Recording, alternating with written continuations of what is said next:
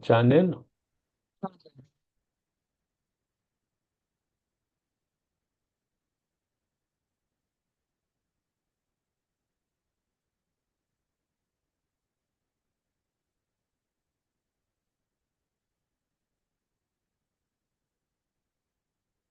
Okay, so purihin ang Panginoon sa gabing ito muli mga kapatid at sa pagtutuloy ng ating pong discipleship training as what we are doing from time to time. We want to track po yung ating pong lesson where we are now in the modules na gusto nating kumpletuhin. We have 4 modules that we want to complete regarding our discipleship training. We have module 1, module 2, module 3, and module 4. Now, sa module 1 po, it's all about pursuing Christ. We talk about the gospel, repentance and faith, assurance of salvation, abiding in the word, part 1 and part 2, and also uh, prayer. And then we have the module 2, loving God. Anim na lesson din na nakapaloob dyan, yung attributes of God, part 1 and part 2, yung ating pong delighting in God, obeying Jesus, overcoming temptation, and walking by the Spirit. Yung module 3 na gusto nating kumpletuhin is all about cultivating godliness. Ang mga lesson nakapaloob, practicing the one another's, committing to the local church, the use of time, money and possessions, humility and forgiveness. And then yung ating module 4, to complete our training, making disciples. 6th lesson, fasting, spiritual gifts, evangelism, the cause of discipleship, disciples, making disciples, saka catching a world vision. As we have said, natapos na po natin itong module 1, yung all about pursuing Christ. We completed itong mga lesson na ito, the gospel, repentance and faith, assurance of salvation, abiding in the word, part 1 and part 2, and prayer. Napaka-importante po ito mga lessons na ito regarding how we need to pursue the Lord as fellow believers in Christ. So napaka-importante po na we need to understand this and how important it is that we need to know everything about these lessons. Okay? Now, yung ating pong module 2, as what we have learned so far, yung attributes of God, part 1 and part 2, the nature of the Lord, we are able to fully understand yung mga character ni God. At the same time, nakumpleto na rin natin yung delighting in God. How is it really to delight in the Lord? How important it is for us to obey Jesus Christ? And also, we learn about how we need to overcome our temptation and how we are called by the Lord to walk by the Spirit. Yung ating pong module 3, dito po tayo nandito sa cultivating godliness. So far, natapos na natin yung practicing the one another's, yung how we are called to commit to the local church. We completed also yung use of time last time. And then we are now in the new lesson, itong module 3, it's all about money and possession. Okay?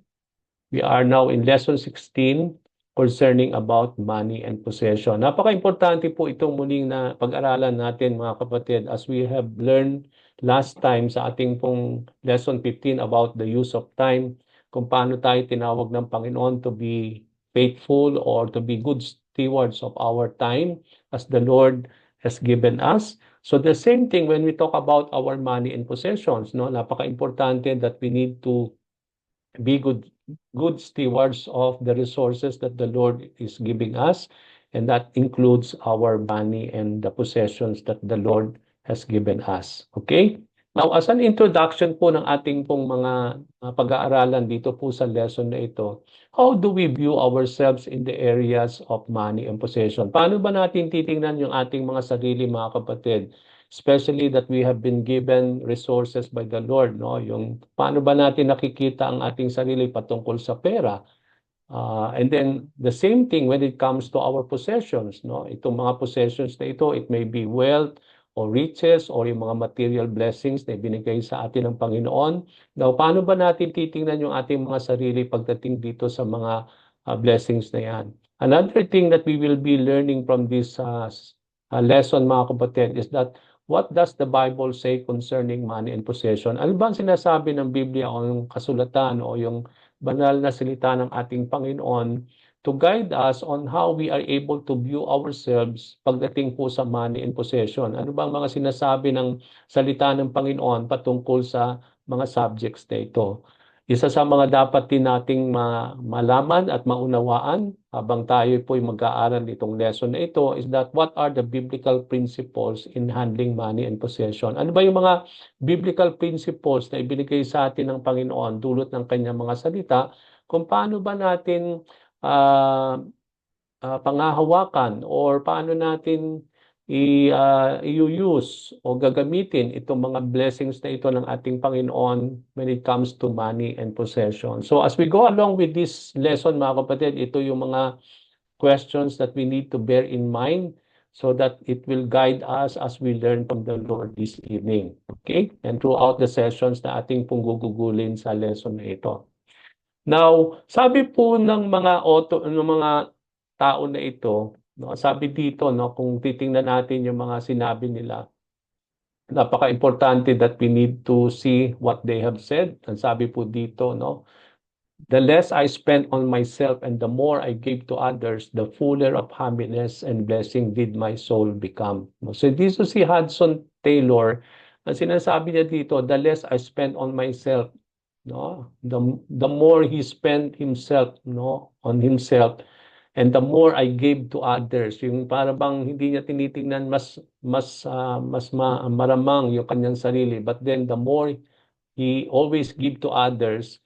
At doon niya nakikita yung happiness, no, yung full of happiness, and then the blessings, no, that his soul become, no. Kaya kung makikita natin dito, yung paano ba natin titingnan yung mga material wealth or when we talk about money and possessions, on how do we view ourselves on it, no? Are we concerned about other people or we are using all these resources in not only for ourselves, no, but in giving to others, no, as we continuously share these blessings from the Lord. Sabi din ni Randy Alcorn, God prosper us not to raise our standard of living but our standard of giving, no? Binibigyan tayo ng pagpapala ng ating Panginoon that He is so gracious Father to all of us, no?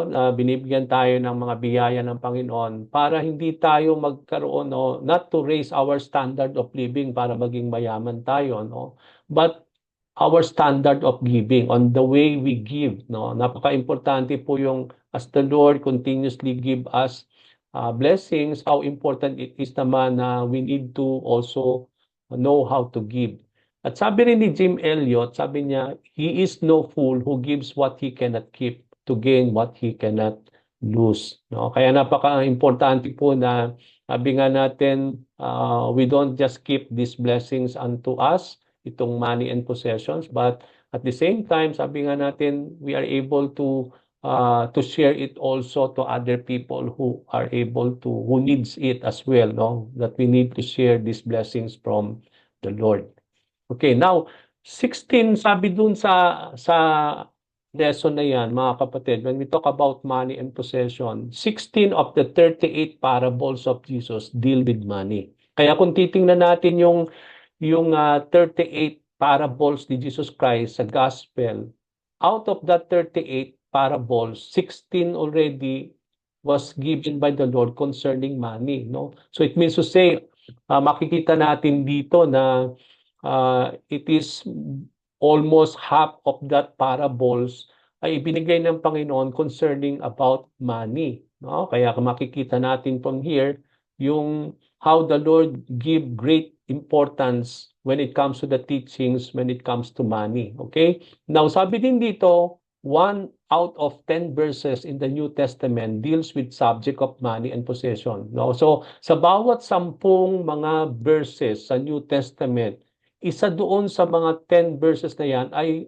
regarding money and possessions. No? Kung makikita ninyo, napaka-importante itong lesson na ito when it comes to our lives as believers in the Lord. Kaya kung makikita natin dito, no, na bawat maraming mga verses, mga parables na ibinigay ng Panginoon to teach us concerning money and possession. Kaya makikita natin, napaka-importante na talagang matutunan natin ito concerning this lesson on how we are able to handle money and possessions.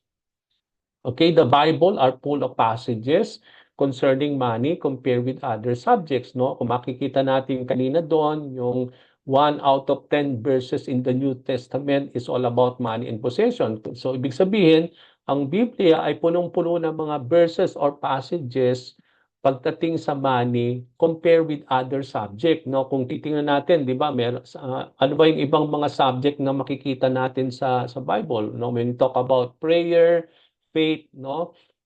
Sabi dito, the scripture offers about 500 verses on prayer. Kaya makikita natin na kapag isasaliksikin natin ang mga verses sa Bible patungkol sa panalangin, they said there are almost 500 verses, no, that talks about prayer, o yung merong more or less mga 500 verses daw sa scripture na nagtuturo about prayer. And then ang sabi dito pagdating sa faith, alam natin mga kapatid na napaka-importante ang faith, no? And how does the Bible talks about faith? Sabi dito purer than 500 on faith. So ibig sabihin yung pagdating sa faith, it is almost less than 500 daw na mga verses na nagtuturo about faith, no? Kaya marami tayong matututunan mga verses about faith, around less than 500. Meron naman daw prayer verses about prayer that almost about 500. But when we talk about money, ang sabi dito, it is almost 2,000 verses, no, that has been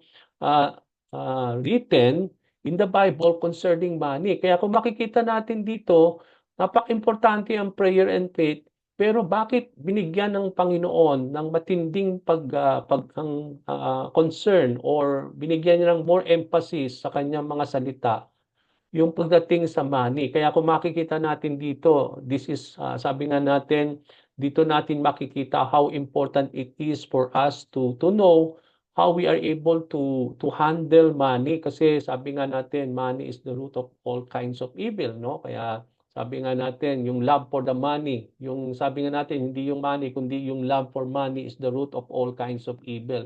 Although money itself is a blessing from the Lord, no? Blessing yan ng Panginoon, but then yung love for it, no, kung doon lagi iikot ang ating mga buhay, and that makes it a problem, no? It will be the root of all kinds of evil. Kapag nandun po we become greedy or we are not contented of what we have, no, when it comes to money and possessions. Kaya napaka-importante po talaga na pag-aralan natin ito as disciples of the Lord. Kasi even though na tayo mga disciples of the Lord, mga kapatid, our lives as believers in Christ can also be influenced, no?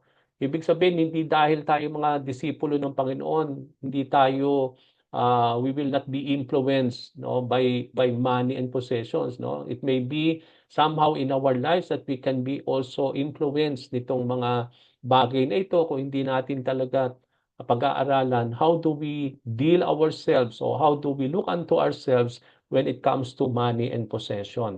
Okay? Now, in fact, sabi dito, 15% of everything Jesus said relates to the topic of money and possession, more than his teaching on heaven and hell combined.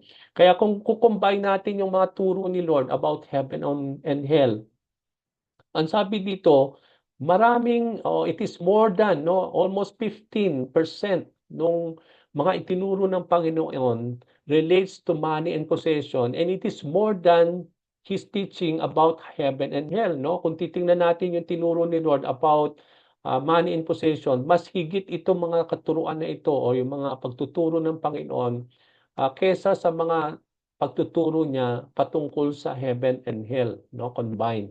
And obedience to Jesus Christ demands that we learn to use our money and possessions according to His will in the way that glorifies Him. Kailangan natin talaga matutunan on how we are called by the Lord to obey, no, yung mga commandments ni God that demands us to learn how to use our money and possession according, no, ayon sa kalooban ng Panginoon at makapagbibigay kaluguran sa ating Panginoon. It means to say, no, last time we also talk about how we need to use our time according to the will that glorifies the Lord. Gayon din naman pagdating sa money and possessions, we are able to know how we are able to possess at the same time use them according to the will of the Lord. And as we use these resources, itong mga money and possessions that the Lord are giving us, it should always glorify the Lord. Okay? So it involves still yung good,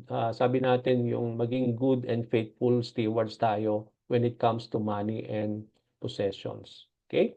Now, the concept of stewardship is given emphasis in the scripture.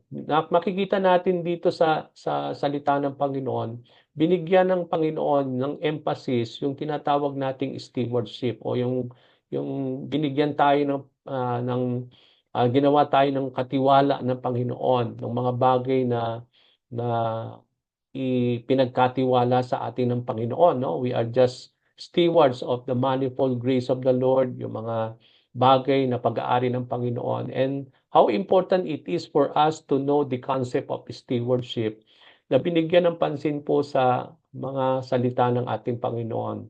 At tayo mga believers in Christ at bilang mga disciples ni Jesus Christ, tayo po ay tinawag to become good stewards of every resources that the Lord has entrusted us out of His grace. So, ibig sabihin, yung lahat ng mga bagay na tinatanggap natin sa Panginoon, it is always out of the grace of the Lord.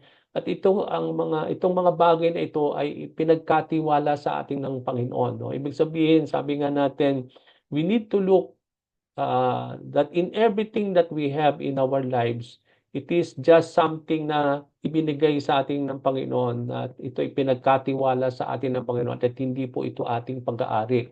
No, these are resources of the Lord or things that God owned that He just entrusted to us, no, out of His grace. Kaya ganun dapat nating tingnan yung mga bagay na meron tayo sa ating buhay. Okay? Now, to be a good steward, para maging mabuting katiwala tayo ng Panginoon, kailangan natin maging responsible and faithful to manage all things entrusted to us by the Lord. Ibig sabihin, pinagkatiwalaan tayo ng mga bagay na pag-aari ng Panginoon. Kaya dapat maging responsable tayo, no? At maging tapat tayo on how we will able to manage yung mga bagay na pinagkatiwala sa atin ng Panginoon. And it lies the heart of the command given to Adam. No, makikita natin yung responsibility natin at yung magiging faithful natin in managing yung mga things na ibinigay ng Panginoon o pinagkatiwala sa atin ng Panginoon doon sa Genesis kung paano tinawag ng Panginoon si Adam and Eve. No, makikita natin nung after the creation, di ba? Binigyan ng Panginoon si Adam and Eve the privilege to manage the creation of the Lord, no? Pinagkatiwala ng Panginoon, sabi niya, subdue the earth, 'di ba? Sabi doon, be fruitful and rule over everything that the Lord that God has created, no? Ibig sabihin, binigyan sila ng opportunity para pinagkatiwalaan sila ng Panginoon to be fruitful, no? At the same time, isubdue yung buong mundo, at the same time to rule over the things that God created. They were given by the Lord the privilege to manage the creation of God. Kaya nga kung titingnan natin, no, sa ating buhay, sayang nga lang dahil nagkasala si Adam and Eve. Kung di po nagkasala si Adam and Eve, siguro napakaganda po ng mundo natin ngayon, no? Yung tayo pa rin nagmamanage ng ating mga resources. Siguro dahil kung hindi nagkasala ang tao, siguro na-maintain natin po yung ating pong mundo, no? Today, makikita natin yung climate change, no? Yung dating hindi umuulan, umuulan na. Yung mga dating hindi bumabaha, bumabaha. Yung dating mainit, lalong mainit. Yung lumalamig, lalong lumalamig. So meron na pong changes sa mga climate is because nasira na yung ozone layer ng mundo, no? Yung in the atmosphere.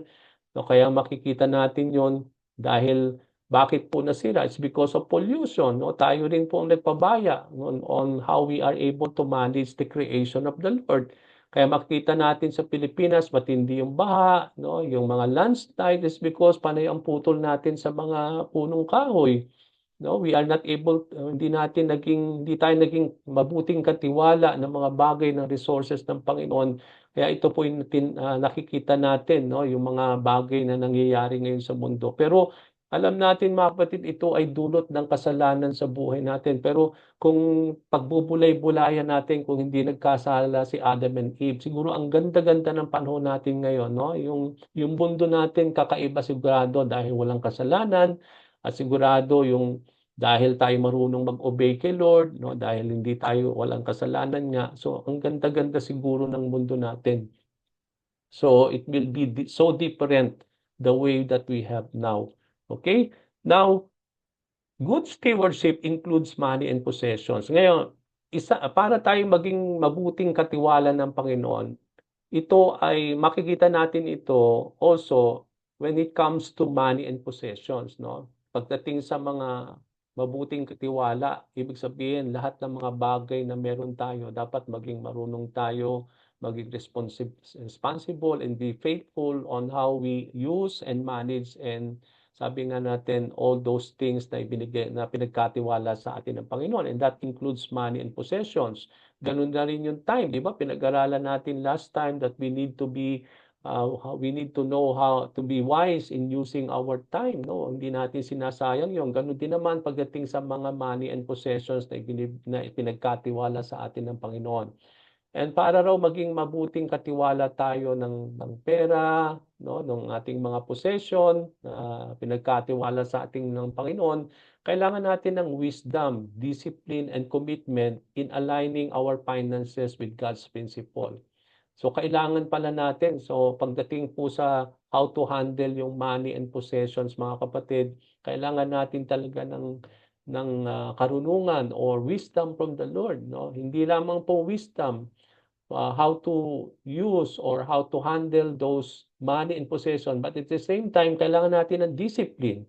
So, hindi tayo yung gasta lang ng gasta o winawaldas natin yung mga pera o yung mga pag-aari na pinagkatiwala sa ating ng Panginoon. So we need discipline. At the same time, yung commitment natin to align yung ating finances pagdating sa mga prinsipal ng Panginoon, no? Yung dapat marunong tayong humawak ng mga resources natin, dahil hindi natin hahayaan na maging alipin tayo ng pagkakautang. Kaya nga pinagkatiwalaan tayo ng Panginoon ng mga resources para maging mabuting katiwala tayo, na marunong tayong ng may karunungan sa paggasta, sa pag sabi natin to handle yung mga money at resources na yan, mga possessions na yan, at kailangan natin yung commitment para mag-align doon sa mga principle na ibinigay sa atin ng Panginoon, no?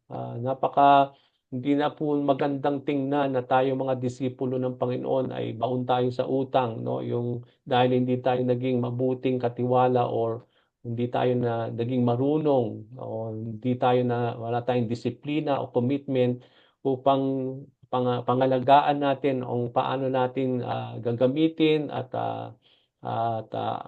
i-handle yung mga money and possessions na yan na pinagkatiwala sa atin ng Panginoon. So kailangan natin ng wisdom, discipline, and commitment, mga kapatid, para po magamit natin yung mga bagay na yan ayon hindi lang sa kalooban ng Panginoon, kundi naayon sa mga principles na itinuro sa atin ng Panginoon sa kanyang mga salita. Okay? Now, as good stewards, we are to be wise in handling money and possession and using them. So kailangan natin maging sabi nga natin wise, no, matalino, maging matalino tayo sa paggasta, sa pag-handle ng mga money at possession, at paano natin gagamitin 'yan. Kung ganun din naman, maging matalino tayo sa paggamit ng oras. Sabi nga natin, ganun din ang tinatawag sa atin bilang mga tagapagsunod ng Panginoon, para maging, sabi nga natin, maging matalino rin tayo sa kung paano natin i-handle ang pera at ang mga bagay na meron tayo na pinagkatiwala ng Panginoon, at paano natin gagamitin yung lahat ng mga bagay na yan.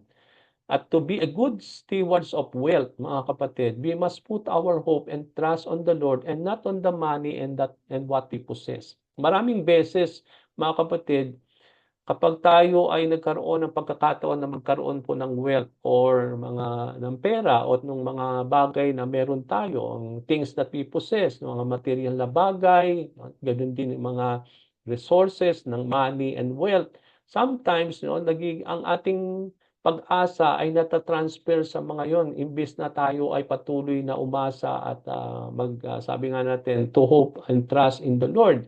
Kaya nga, to be good stewards is always to be reminded na hindi natin ilalagay doon yung ating pag-asa at ang pagtitiwala natin sa kung ano meron tayo, no? Especially yung mga wealth and possessions na pinagkaloob at pinagkatiwala sa atin ng Panginoon. Dapat manatili tayo, ang pag-asa natin ay nasa Diyos.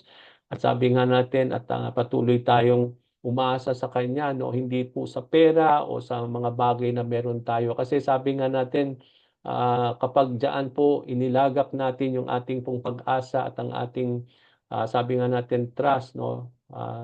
Yung pagtitiwala sa mga bagay na yan, at kapag ito po ay nawala at ito po ay sabi nga natin yung nawalan tayo ng mga ganyan, no? Somehow marami pong mga tao na para bang ayaw na nilang mabuhay o they don't want to continue to live, no? It's because they have run out of hope and trust, because yung kanilang hope and trust ay nasa mga kanilang merong mga material na bagay meron sila, no? Kaya nga tayo bilang mga mabuting katiwala ng ating Panginoon, ng mga bagay na pinagkatiwala ng Panginoon, kailangan patuloy tayong mag-umasa at patuloy na magtiwala sa ating Panginoon, and not on the money and the things that we possess. Okay? Now, money and possessions are gifts from God. Alam natin yan, mga kapatid, that sabi nga natin, lahat yan ay galing sa Panginoon, no? Ito ay biyaya ng Panginoon na ibinigay sa atin. And as He provides us these things, the Lord wants us to be good stewards of it. It is not by our own power that we have money or wealth. So ito pala yung mga dapat nating ilagay sa ating puso't isipan, na lahat ng mga resources na ibinigay sa atin pagdating ng pera at mga possessions that what we have, no? It may be material wealth or bahay at lupa, no? Ito yung mga possessions that we have. So kung titingnan natin ito, wag daw nating tingnan o ilagay sa isip natin na kaya tayo meron ng mga bagay na yan is because of our own, that we have done all these things out of our power, out of our ability, no? Kaya meron tayong pera or wealth, no? Kaya nga dapat hindi ganun yung ating pananaw. We need always to put sa ating proper understanding na ang Panginoon ang nag-provide ng lahat ng mga bagay na yan. Ito ay gift out of His grace from the Lord.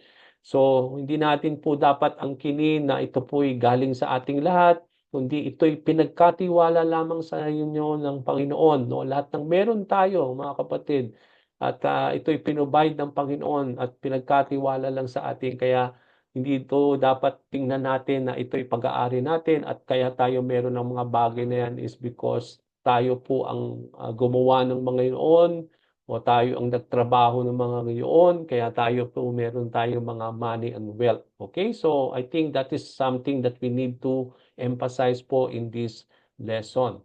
Okay? Now, sabi po sa Deuteronomy 8:18, okay? So wala po ito sa ating pong manual, no? Yung introduction natin to, parang dinagdag ko na lang po to as additional teaching para sa introduction natin of our lesson regarding money and possession. Sabi po sa Deuteronomy 8:18, "But remember the Lord your God, for it is He who gives you the ability to produce wealth, and so confirms His covenant with His word to your ancestor as it is today." So dito, nagsasalita si Moses, si God through Moses, at pinapaalalahanan niya yung bayan ng Israel at that particular time. Ang sinasabi ng Panginoon sa bayan ng Israel na sabi doon, "But remember the Lord your God." Patuloy daw nating alalahanin ng ating Panginoon, that we continue to remember the Lord God, na siya daw po ang nagbigay ng mga abilidad para makapag-produce ng wealth. So hindi lang po pagdating ito sa mga Israelita, kundi pati na rin sa bawat isa sa atin. Kaya nga sabi ko natin kanina that we don't need to put into our minds that it is out of your ability and power and knowledge na meron kang mga bagay na meron kang ngayon sa buhay mo, but it is God who give you all the ability to produce all those things, no? So ibig sabihin, hindi mo pwedeng sabihin na ikaw lahat ang nag-produce ng wealth mo, ng money mo, ng possessions mo, no? Out of your own ability. But here we are being reminded na dapat daw i-remind natin at i-remember natin na ang Panginoon Diyos daw ang nagbigay sa atin ng mga abilidad, ng kakayahan, pamamaraan, na mga karunungan upang magampanan natin at magawa natin yung mga bagay na ginagawa natin para makapag-produce tayo ng mga meron na ng mga bagay na meron tayo, no? Yung mga, especially when it comes to producing wealth. Sabi doon, it is God who gives us wealth and it is the Lord who gives us always the ability. No, come to think of it, nung lahat ng mga ginagawa natin, ano man yung mga trabaho ninyo, bakit ba nagagampanan natin ito at nakakapag-produce tayo ng salary natin every end of the month? No, it's because it is God who gives you all those ability. Kaya nga, nagagampan natin yung ating mga tungkulin sa ating mga trabaho, sa inyong mga employers, kasi ang Panginoon Diyos ang nagbibigay sa inyo ng abilidad, ng mga kakayahan, pamamaraan, no? Upang magampanan ninyo lahat yan. Kasi kung wala ang Panginoon, hindi ninyo magagampanan yan. Kaya nga sabi sa John 15, no? Apart from the Lord, wala daw tayong magagawa. It is Christ who strengthens us. It is Christ who gives us the ability. It is Christ who gives us the strength para magampanan natin ng lahat ng yan. I can do all things to Christ who strengthens me. Sabi po doon sa salita ng Panginoon. So, I think this is something that we need always to remember, no, when it comes to our lives. Pagdating sa mga material possessions na meron tayo, particularly yung money and possessions. Okay? So let us always remember that it is God who gives us the ability to produce everything that we have, especially wealth and possessions. Okay? Now, let's go now to our question number 1 of our lesson po, dun sa ating pong lesson sa ating manual. Sabi dito, basahin daw natin yung Luke chapter 19 verses 1 to 10. At alam, pamilyar tayo dito sa story na ito. It's all about the story of Zacchaeus, no? Nung nakilala niya ang ating Panginoong Jesucristo. And who is this Zacchaeus, no? Titingnan natin po sa ating pong passage today, sa Luke 19 verses 1 to 10. At ang mga katanungan na dapat nating maunawaan dito sa passage natin today regarding money and possession is that, what did Jesus see in Zacchaeus' life that made him say, "Today salvation has come to this house"? Ano daw ang nakita ng Panginoon sa buhay ni Zacchaeus nung mga panahon na yon? Kaya sinabi ng Panginoon, "Today salvation has come to this house." Okay? So verses 8 and 9. So in other words, what was the outward observable evidence of Zacchaeus' salvation? Paano daw natin makikita na talaga yung salvation has come upon the house of Zacchaeus? Ano yung ebidensya na naobserbahan o maobserbahan natin at makikita natin? At yun daw ang ebidensya na talagang nagkaroon ng kaligtasan yung sambahayanan ni Zacchaeus, no, at that particular time, no, based on this passage in Luke 19 verse 1 to 10. Okay? Now, basahin po natin itong verse na ito, no, na gusto nating pong unawain. Ang sabi po dito, Jesus entered Jericho and was passing through.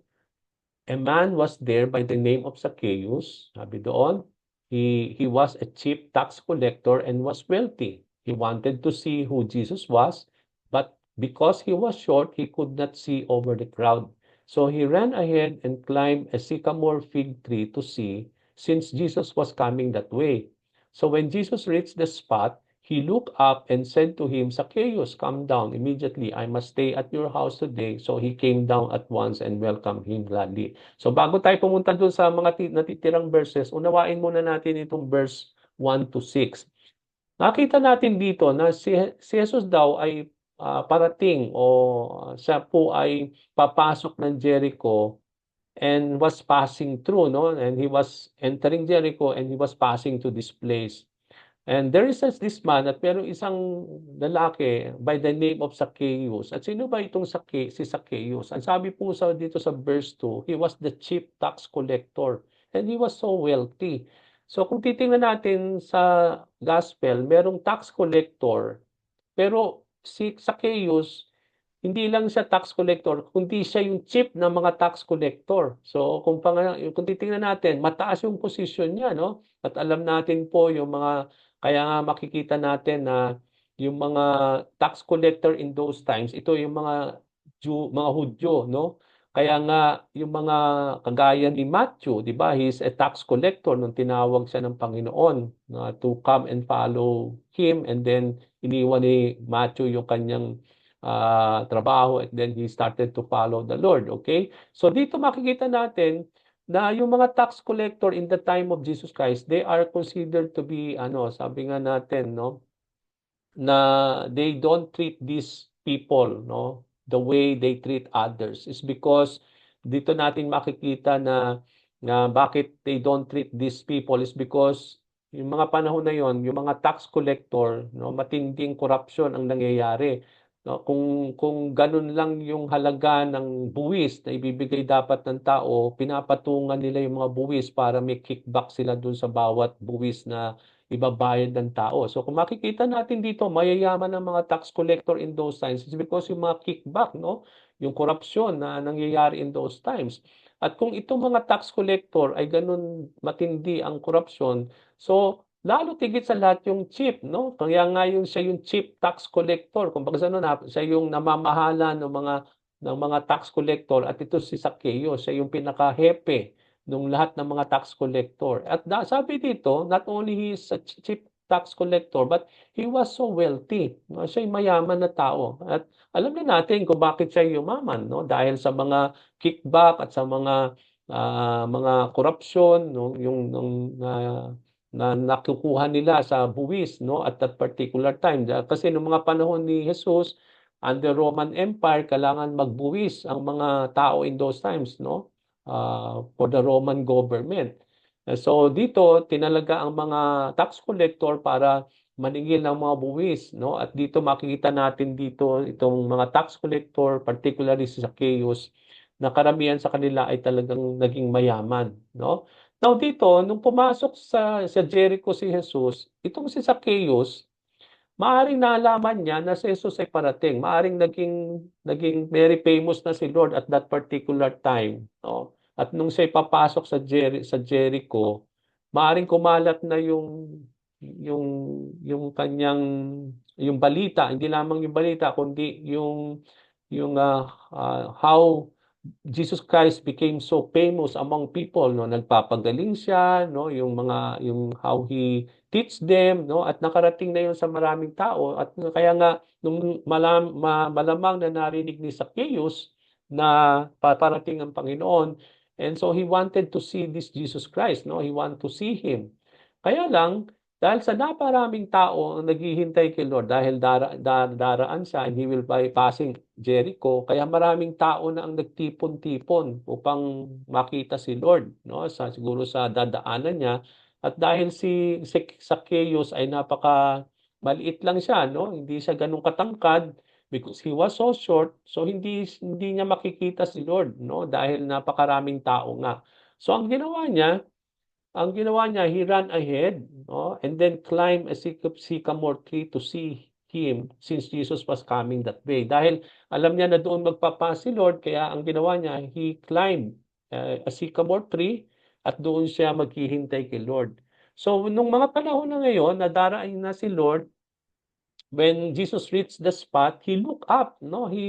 At alam natin mga kapatid na walang aksidente pagdating kay Lord, no? Alam natin sa bawat mga bagay na ginagawa ng Panginoon, He is an all-knowing God. At alam niya na on the way to Jericho, He will meet really this Zacchaeus. At alam natin, no, at that particular spot, kung saan nandun yung sycamore tree, Jesus Christ looked up at sinabi niya, Zacchaeus, come down immediately. So kung titingnan natin, this is the first time that the Lord met Zacchaeus. Bakit mapapansin natin sa ating verse, mga kapatid, that he called his name, no? Kung makikita natin dito na tinawag ng Panginoon yung pangalan ni Zacchaeus. Zacchaeus, no? But it is the first time that he met Zacchaeus. So dito natin tayo mamamangha that not only the Lord, sabi nga natin is an all-knowing God, no? Even pagdating sa mga pangalan natin. That's why when he called Zacchaeus, ang sabi niya, bumaba ka dito, no? I must stay at your house today. And then he immediately came down from the sycamore tree and welcomed him gladly. Okay? Now, punta tayo sa verse 7 to 10. all the people saw this and began to matter, no? Nung nakita nila yung mga nangyayari na yon, pagdating nung binati ni Lord si Zacchaeus at bumaba si Zacchaeus, sabi ito, he has gone to be the guest of a sinner, no? Sabi nga niya, halika, bumaba ka and I want to be your guest, no? In your gusto niya pumunta sa bahay ni Zacchaeus at nung narinig nitong mga tao, they started now to murmur, and then sabi doon, he has gone to be the guest of a sinner. Okay? But Zacchaeus stood up and said to the Lord, no? Then he started to go to Zacchaeus' house, and then after that, sabi doon sa verse 8, tumayo si Zacchaeus and said to the Lord, no, Lord, Lord, sabi niya, here and now I give half of my possessions to the poor, and if I have cheated anybody out of anything, I will pay back 4 times the amount. And then Jesus said to him in verse 9, today salvation has come to this house because this man too is a son of Abraham, for the Son of Man came to seek and to save the lost. So, kung makapinsan natin dito, no, na there's indeed a miracle that had happened, no, nung nakilala ni Zacchaeus ang Panginoong Jesucristo, no, yung makikita natin ang buhay niya at that particular time nung hindi pa niya nakilala si Lord. He is a corrupt person, no? He's the chief of tax collector, and at alam natin that he is sabi nga ng corrupt in receiving, no, yung mga tax ng mga tao. Kaya kung makikita natin dito, no, na nagkaroon ng repentance at the same time yung restitution, yung when it comes to sa mga bagay na ginawa niyang mali, no? At sabi nga niya dito na handa niyang ibigay yung half ng kanyang possession sa mga mahirap, no? Come to think of that, at kung meron daw siyang niloko, which is talaga namang marami siyang naloko, no? Eh, sabi doon, he is willing to pay, no, itong mga tao na kanyang niloko 4 times the amount, no? Sabi nga natin na nakuha nila o na-kickback niya sa mga taong ito. At dahil doon, sinabi ng Panginoon, today salvation has come to this house. Because sabi doon, this man is the son of Abraham. For the Son of Man came to seek and to save the lost. Kaya nga sabi dito, is because alam natin po sa verse 7, nag, ah, nag, nagkaroon ng murmuring ang mga tao na why the Lord Jesus Christ became the guest of a sinner. No? Alam natin na yung mga tax collector are considered to be sinners because sa kanilang mga ginagawang mali. But then, here comes Jesus Christ coming to the house of a sinner, no, of a tax collector like Zacchaeus. Pero makikita natin yung justification niyan nung sinabi ni Lord that the Son of Man, no, referring to him, came to seek and to save the lost. Now he's not after who are righteous, no, who considers themselves righteous, but he came to save the lost, no, and he came to seek and to save the lost, no. Ito yung makikita natin in the life of our Lord Jesus Christ. Okay? Now, let's go now to our question. Tapusin lang po natin itong question 1 and then we will end up and pray. And then we will just continue po next Wednesday. Now, from our passage na nakita natin, as I have explained, what did Jesus see in Zacchaeus' life that made him say, today salvation has come to this house? Ano raw yung nakita ng Panginoon sa buhay ni Zacchaeus? Bakit niya sinabi yung na today salvation has come to this house? Ang nakita ng Panginoon is that the fact that he was going to use his money and possessions to relieve the suffering of the poor and pay back anyone that he had defrauded. So makikita natin dito that salvation has come upon sa buhay ni Zacchaeus is because handa na niyang ibigay lahat, no? Yung lahat ng mga wealth niya, yung mga bagay na kanyang nakuha na hindi maganda, no? Yung mga kickback at mga out of his corruption, handa niya na yung ibigay yung even yung kalahati ng kanyang possession, no, for the suffering of the poor, para matulungan yung mga mahirap at to pay back yung mga bagay, yung mga tao na kanyang niloko, no, yung that he defrauded. At kung makikita natin dito, hindi ito normal sa isang taong mayaman. Okay? Come to think of this, natatandaan ninyo yung rich man na pumunta kay Lord, no, nung nagtatanong siya na what must I do? Ano bang kailangan kong gawin para that I may have eternal life? No? Sabi ng Panginoon, obey the commandments. Di ba? Sabi nung rich man, I have since since since I am a child, sabi niya nung kahit ako'y bata pa nasunod ko na yung mga commandments, no? So sabi ng Panginoon, there is something missing, sabi ng Panginoon. Sabi niya, no? Sabi niya, sell your everything that you have and give it to the poor, no? And then come and follow me. But then ang nakita natin dito, no, yung rich man uh, left the Lord, no? And he was so sad. It's because sabi nga natin because uh, he is a man of great wealth and he is not able to give up everything, no, in exchange of Jesus Christ. Yung lahat ng wealth niya ay ibigay sa mahirap at magtiwala sa Panginoon. So kaya nga sabi ng Panginoon, no, it is easier for a camel to pass sa butas ng karayom kaysa isang mayaman na mapunta sa langit. So dito makikita natin sa from the words of Jesus Christ, hindi ibig sabihin doon na kapag mayaman ka, hindi ka mapupunta ng langit. Ang sinasabi ni Lord dito, yung how hard, no, yung napakahirap ang isang mayaman kapag kapag ang taong yon ay talagang doon nakatingin sa kanyang kayamanan, no, talagang ang buhay niya ay nandoon sa kayamanan niya, talagang hindi niya i-give up yon, no, even to the point that he is not willing to exchange that wealth in exchange of Jesus Christ, no. Kaya nga dito makikita natin dito kung ganun si Zacchaeus, then salvation will not be upon him, no? But then, dahil nagkaroon ng pagbabago sa buhay ni Zacchaeus, ibig sabihin, that gives the assurance na talagang yung kaligtasan ng Panginoon ay ay natanggap niya, no, at that particular time when he met the Lord Jesus Christ, no, when the Lord came to his house at that particular time. At nakita ng Panginoon dito na he's willing to give up now. Noong mga panahon na hindi pa niya na-meet si Lord, I don't think Zacchaeus will give up all those wealth, no? At hindi siya magkakaroon ng pagbabago sa kanyang pamumuhay.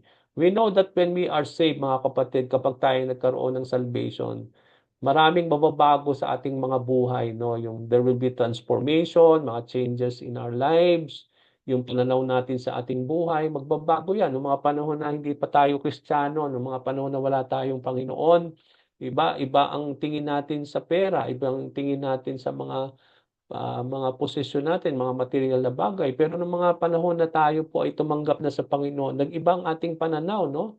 Na that we are willing to share, no? We are even willing to exchange everything na meron tayo in exchange of the Lord, no? Hindi na tayo nakatingin sa mga material na bagay, kundi we are after the Lord, no? Na siyang nagbibigay ng biyaya at pagpapala sa atin. So ganun din ang nakita natin sa buhay ni Zacchaeus. Merong pagbabago sa kanyang buhay, sa kanyang pananaw, pagdating sa wealth and possessions na he is willing not now to relieve, no, himself, no, and yung lahat ng kanyang money and possession, he wants it to be used now to ease the suffering ng mga mahihirap, yung na ibigay yung even yung kanyang kalahati ng kanyang kayamanan sa pagtulong sa mahirap. At gano'n na lang yung willingness niya na kung siya'y merong mga nalokong tao, he is willing to pay them back, no? Na mahigit pa sa mga bagay na nakuha niya sa mga taong ito. So, in other words, sabi dito, what was the outward observable evidence of Zacchaeus' salvation? Ano yung makikita natin yung ebidensya na talagang merong kaligtasan na, na, na, na makikita natin at that particular time in the house of Zacchaeus. His use of money proved his true conversion. Dito natin makikita ngayon yung paano niya tinitingnan ngayon yung money and possessions, no? And that proved itself that there is true conversion, na talagang nagkaroon ng conversion sa buhay ni Zacchaeus.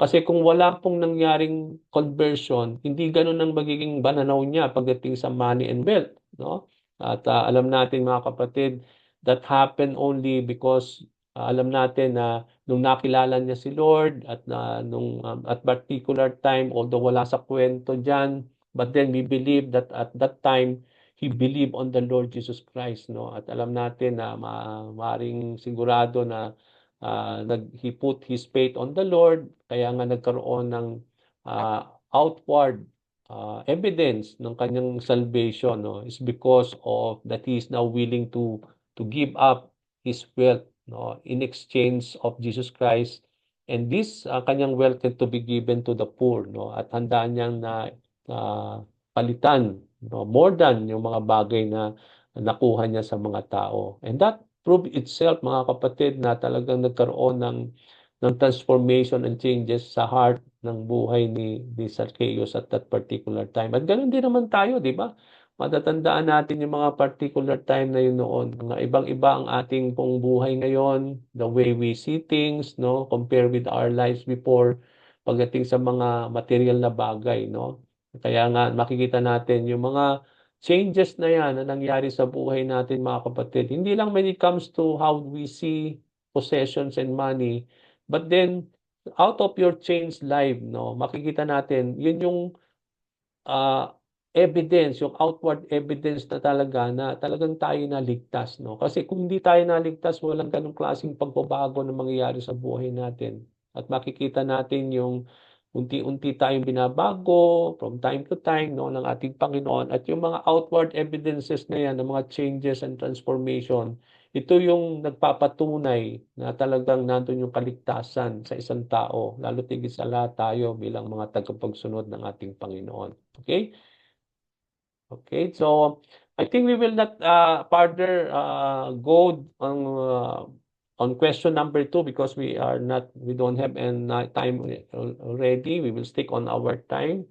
So let's continue po na pag-aralan ninyo itong lesson natin regarding money and possessions, no? Maikli lang po itong lesson na ito, but then I pray na as we continue to learn about this subject on how we handle and use yung pong money and possession, ay patuloy tayong mamold sa ating mga puso't isipan. Napahalagahan natin po, mga kapatid, yung mga bagay na pinagkatiwala sa ating ng Panginoon. Higit sa lahat, patuloy nating ilagat yung pagtitiwala at ang ating pag-asa, hindi sa mga bagay na meron tayo o yung pera na meron tayo, kundi patuloy tayong magtiwala at ilagak ang pag-asa natin at pagtitiwala sa Diyos na nagbibigay sa atin ng mga bagay na meron tayo. So, from here, I will end, no? Let me just stop our sharing and then also our recording. And then